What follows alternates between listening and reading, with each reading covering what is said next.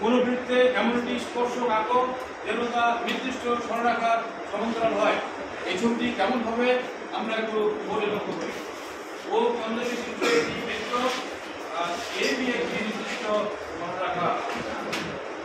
ও কেন্দ্রবিশিষ্ট একটি বৃত্ত আর A B একটি নির্দিষ্ট সরলরেখা।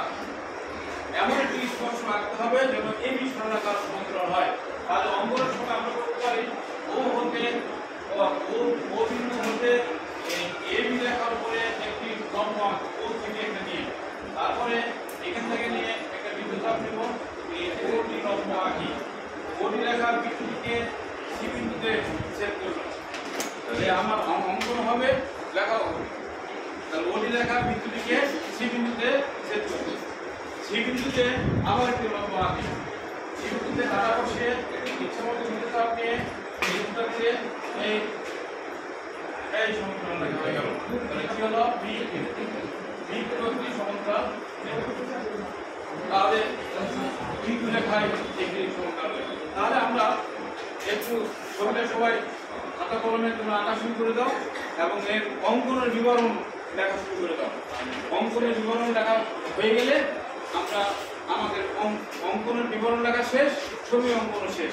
তাহলে প্রতিটা ধাপে ধাপে আমরা যদি দেখি তাহলে আমাদের এই প্রশ্নগুলো সহজভাবে লেখা যাবে। এগুলো মুখস্থ করা যাবে না, লিখতে হবে। এটা ছবি দেখে আমাকে মনে রাখতে হবে।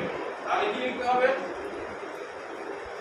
যে ও কেন্দ্রবিশিষ্ট বৃত্তের ও বিন্দু থেকে এ বি রেখার উপর ওডি লম্ব আঁকি। ওডি রেখা বিন্দুটিকে সি বিন্দুতে ছেদ করবে। সি বিন্দুতে পি কিউ একটি লম্ব আঁকি। তাহলে পি কিউ রেখায় নির্ণয় স্পর্শক বলছে এমন একটি স্পর্শক আঁকো। তাহলে কি স্পর্শক হলো? পি কিউ রেখা।